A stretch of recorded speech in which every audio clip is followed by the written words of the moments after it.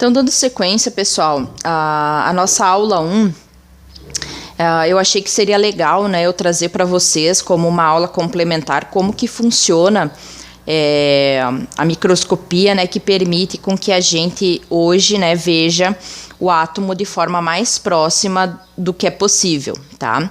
Então, seria uma análise, né, que nós chamamos microscopia de tunelamento com varredura, tá?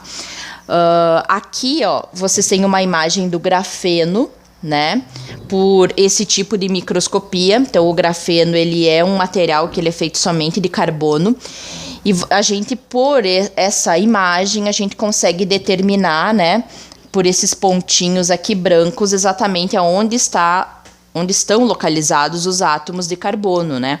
Então, isso permite com que a gente veja mais ou menos como que é o arranjo dos átomos, né, dentro daquele material, tá? Então, aqui nós temos o equipamento, né, de uma determinada empresa que é utilizado para essa análise. Vejam que é um equipamento extremamente complexo, né? E eu vou mostrar aqui pelo vídeo mais ou menos como funciona. O vídeo ele está em inglês, por isso eu não vou soltar o áudio do vídeo, né? Mas vou explicando mais ou menos para vocês como que tá funcionando, né? Caso vocês queiram ver o vídeo completo, daí tá aqui embaixo o link do YouTube, né? Então vamos lá, ele tá aproximando aqui, né? Dentro do equipamento. Tá? Vejam que o equipamento ele tem uma espécie de agulha, né, como se fosse, tá? E essa agulha ali ela é feita de tungstênio, tá? Que é um metal. Então eles fazem uma agulha extremamente fina a ponto de ter ali somente um átomo de tungstênio na ponta dessa agulha. Aí o que acontece, né? Como foi descoberto lá depois de Einstein que o elétron ele tem aquela dualidade, né, partícula-onda, foi possível, então, observar que ele tem esse comportamento dual, né, tanto com características elétricas e magnéticas. E é isso que faz com que a gente consiga fazer essa análise por tunelamento, né.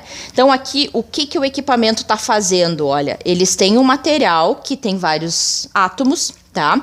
E essa pontinha ali, aquele tungstênio, né, aquele átomozinho, ele tem os seus elétrons. Então, por essa característica, vamos supor, né, que o elétron teria de ir de um átomo para o outro, esse elétron do tungstênio, da ponta, ele migra para os átomos que ele identificar, né?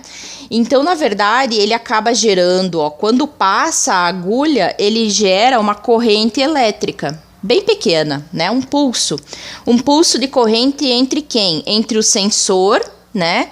E entre os átomos, caso eles existirem, vai gerar uma corrente elétrica.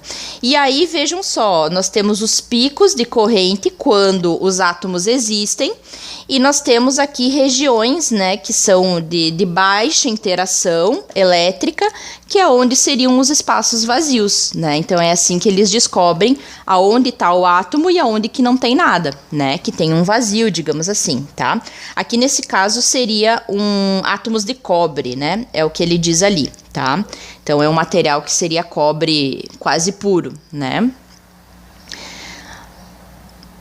Aí, né, é possível por esse equipamento também ver, por exemplo, caso vocês tenham misturas de diferentes átomos, né? Porque o que acontece? Tem alguns átomos que vão ter mais elétrons, então aquela ponta do tungstênio ele vai ter mais interação ou menos interação, ou seja, vai gerar mais corrente ou menos corrente, né?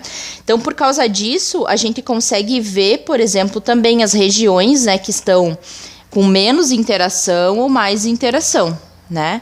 Então, isso vai permitir com que a gente identifique também tipos de átomos que vai ter naquele determinado material, tá?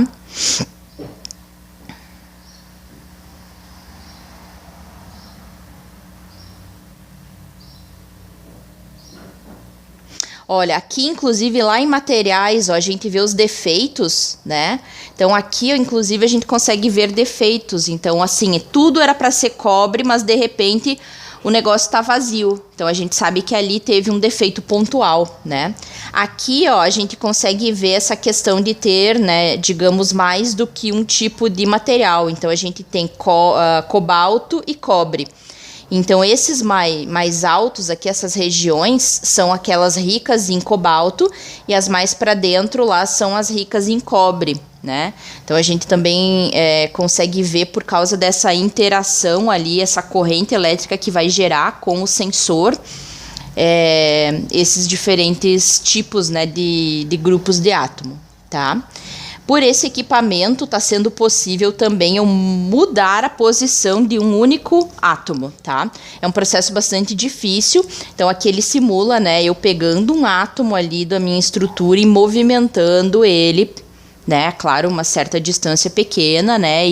E assim, poucos átomos, né, que se consegue fazer isso, tá? Então, isso ele já faz pela questão de atração eletromagnética ali que teria entre os átomos, tá? Então, aqui eles até mostram, né, as letras formadas, digamos, por essa movimentação de certos átomos que foi feita por esse equipamento, representando, então, aqui a marca, né, que é a MPI, que fabrica esse equipamento, né? Então, eles tentaram fazer com átomos, né, o desenho MPI, tá? Bom, o vídeo é rapidinho, né? Espero que vocês tenham entendido mais ou menos como é que funciona, mas é um processo bem interessante, né? E que utiliza, então, essas propriedades dos elétrons e dos átomos para avaliar um pouquinho mais o comportamento atômico, tá? Inclusive, esse processo de tunelamento, essa possibilidade foi descoberta em 1981, e os descobridores, digamos, os cientistas, né, que viram essa possibilidade ganharam o Nobel de Física, né? Então, foi uma descoberta bem importante aí para nós. Beleza? Então, nos vemos na aula 2.